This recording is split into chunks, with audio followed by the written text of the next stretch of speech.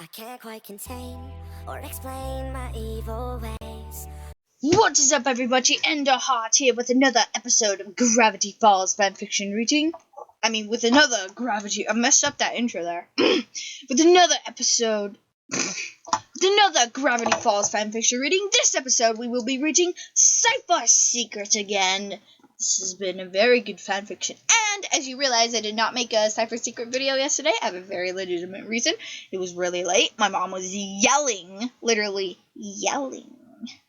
JK, at me to go to sleep, and because we had big stuff to do today, but we didn't actually do it, so yeah.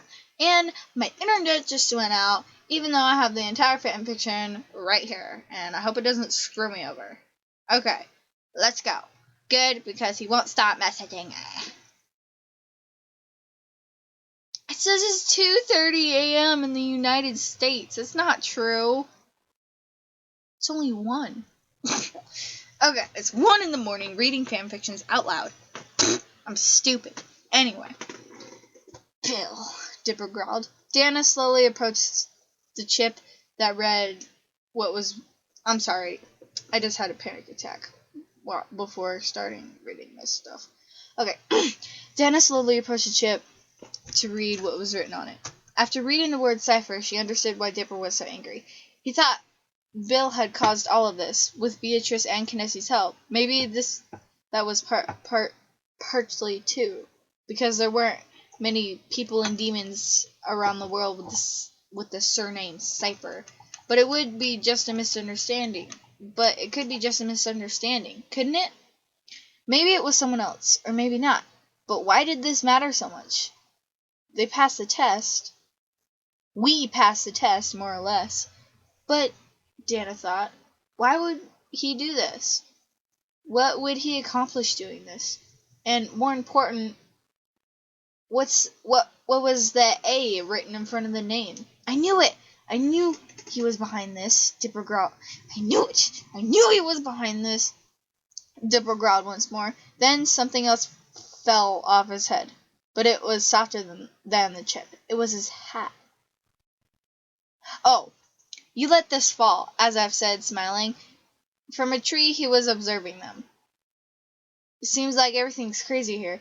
Should we go back to the dreamscape and report this to our We should go back to the dreamscape and report this to our mentors, Dipper sighed. Come here, you two, he said to Daniel and Azaf. Both exchanged worried glances before approaching the boy and the chip he had in front of him. Read this, Dipper said, monitoring the chip with his head. He took a step back, allowing both the boys to read what was written. After 5 seconds, they turned to Dipper, shocked and scared at the same time. Of course, their mentors looked like they were drunk sometimes. They sent 4 12-year-olds to fight a wyvern, some mythological creature that no one in Gravity Falls has miraculously seen, and it wasn't like them to risk their apprentices' lives like this. This... Daniel muttered, flabbergasted. I like that word. Flabbergasted. Flabbergasted? I don't know what that means at all. I do a horrible Toby Determined impression. Send me fanfictions with Toby Determined in them, and I will do that freaking voice, because I love this voice. I'm so sorry. Sorry, not sorry. He couldn't complete the phrase, not only because he was too shocked, but also because he had consumed all of his energy defeating that stupid winged lizard. Or it seemed like he had defeated it, because the fox-shaped boy wasn't too confident that the creature was gone at all. He felt that it would be the last time they had seen it. He felt that it wouldn't be the last time they had seen it, and he was positive that the creature was somewhere observing them, with every step they took. It was creepy overall. Yes, Bill was behind this, Dipper growled. I think it could be anyone, Azaf protested. Our mentors are siblings, therefore they all share the same last name. And as far as I've read once, the Cipher family has various members. He turned to the ship, but none of them have a name starting with A. Azaf. Azaf, your name starts with A. Did you plan this? Is Azaf a cipher? Just kidding. I'm already making theories about our fan fiction. Dun, dun, dun. Okay. Unless there's one family member that hasn't been written about. Oh! The tiger looking at Princeton's thought as he started to murmur to himself all the names written on the Cipher family's list. Why don't we ask them about it? Dana suggested.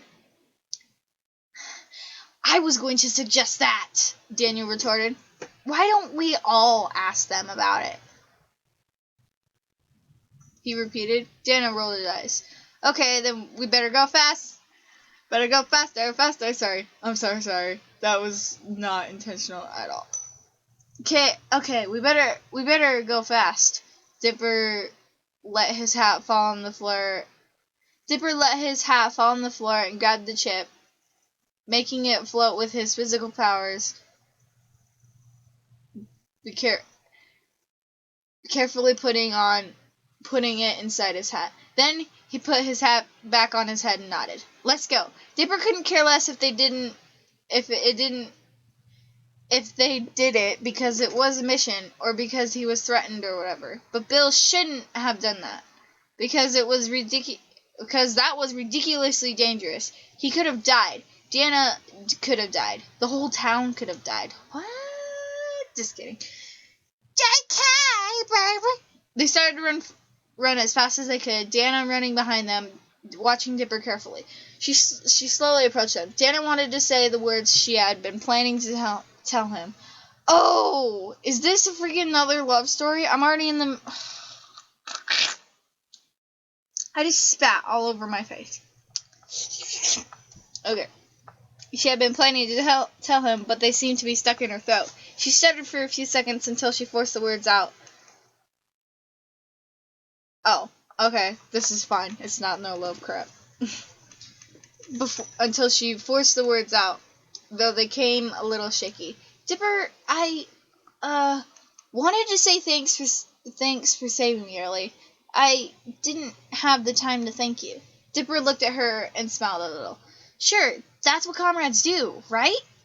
And then he looked ahead. Dana smiled at him, but her ears went flat against her head and looked down.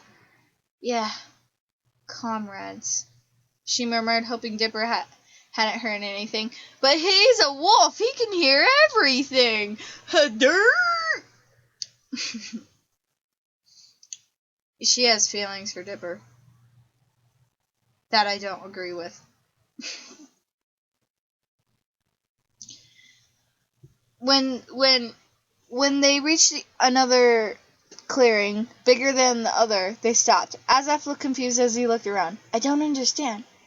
It was supposed to be here. Suddenly, everything went gray. Never mind, it's here. He rolled his eyes upon seeing the gray, open space.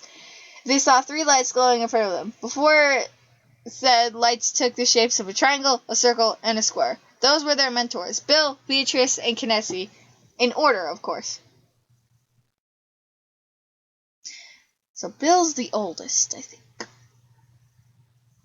The circle floated forward and snapped her fingers. After that, the 4 apprentices' bodies started to glow in a light blue light, which felt cool on their body, and in a few seconds, they were humans again, wearing white tunics to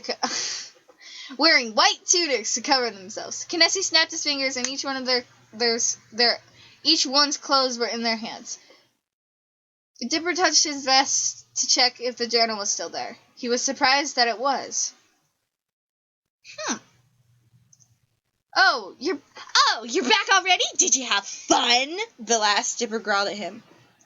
We didn't, but you sure did, didn't you? It was your plan all along, the boy accused, pointing his finger at the demon, the words dripping from his mouth like acid. This time he wasn't going to be easy on his mentor, just because he was an all-powerful demon that could destroy the universe in a snap of fingers. Of course not. Bill sounded a little confused upon hearing this. However, this didn't change Dipper's point of view. Bill was a great actor, and he knew how to fake things if he wanted to. Pine Tree, don't deny it! I know it was you! Damn you! Dipper couldn't express his anger in words. It was physically impossible. Dipper would have punched the demon in the face, wherever it be. Bill had not only created a monster that would have killed him, he had also made a creature that he had also made the creature almost destroy the entire forest. Also, he hadn't let them kill the wyvern. The creature surely hadn't died. No, it hadn't. It vanished. Dipper had read it before. It was written in book 3. It was so obvious, but with all the commotion, Dipper hadn't remembered about this detail, and it was so important. How could he have forgotten about it? Curse his mind. How could he have been so dumb? Dragons and wyverns could magically vanish if those are their master's orders to do so, usually on a purplish or pinkish mist. And that was what Bill did. Oh my god. And there's more! Why didn't you tell me that I was half demon? This is, like, the most important information of my life, and you simply had to hide it from me like a girl's in love with a secret? What kind of freaking deal is that? Dipper felt his throat aching and his eyes burning from shouting, and he simply wanted answers, not to look like a maniac. But he had no other choice than to shout at Bill. That was because he couldn't find a logical reason to calmly talk to him, and he also wanted to let all of his anger out in word form. And why would you send a wyvern with a chip attached to it to attack Gravity Falls Forest? It destroyed half the trees of the forest, and guess where it decided to attack us? Yes, exactly on a field of poisonous flowers. You're really bored, aren't you? And that was just the subject he wanted. And that was just the subject he wanted to talk about. The wyvern, the forest, all the illogical things he had seen that day, all the fear, possible losses, and hopes he had that day. He and Dana could have died if it wasn't for those wings. These wings had miraculously appeared in time to save them, because the two of them would be dead now if it wasn't for that. I don't know what you're talking about. That's horrible, Bill voice. Bill answered calmly, almost as if he was really innocent.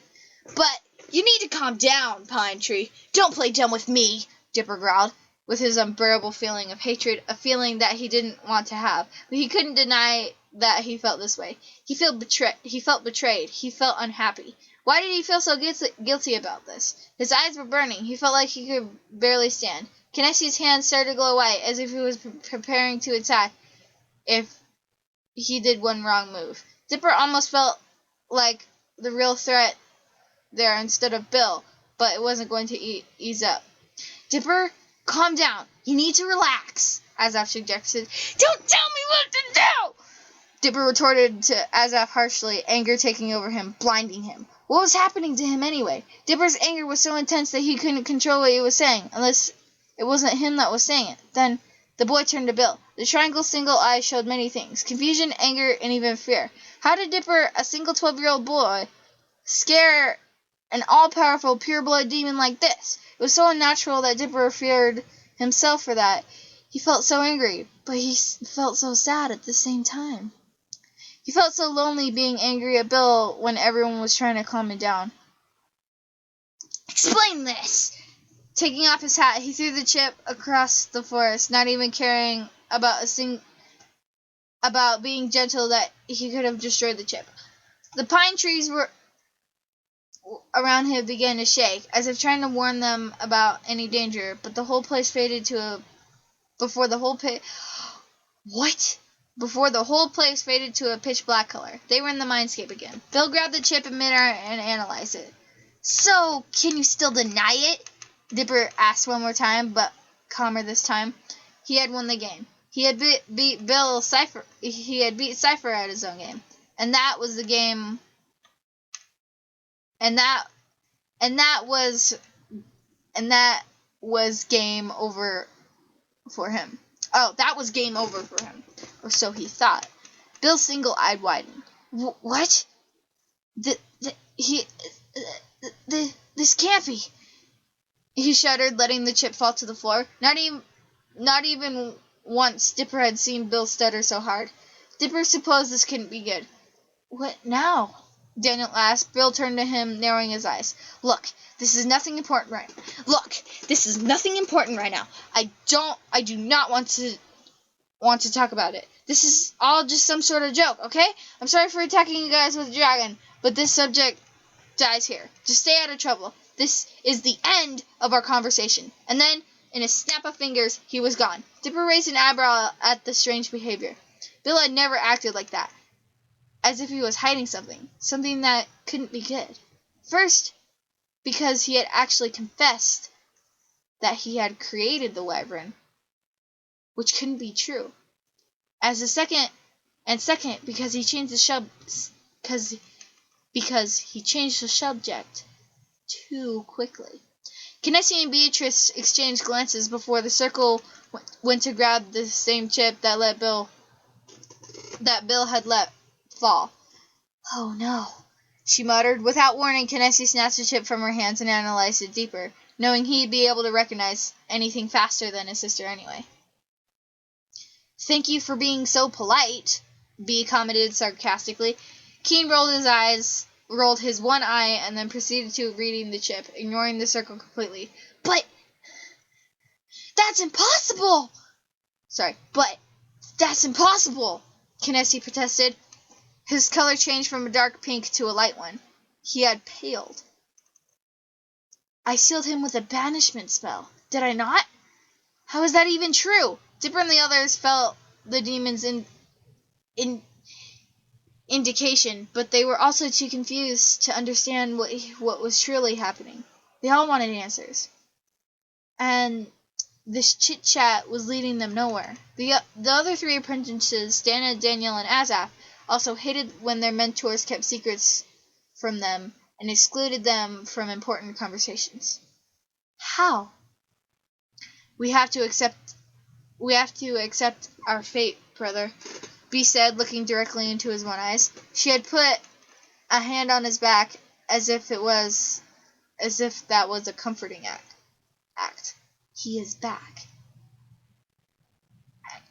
I'd enjoy knowing what you're talking about, Dana said, narrowing her eyes. The two older demons exchanged glances again and turned to their apprentices.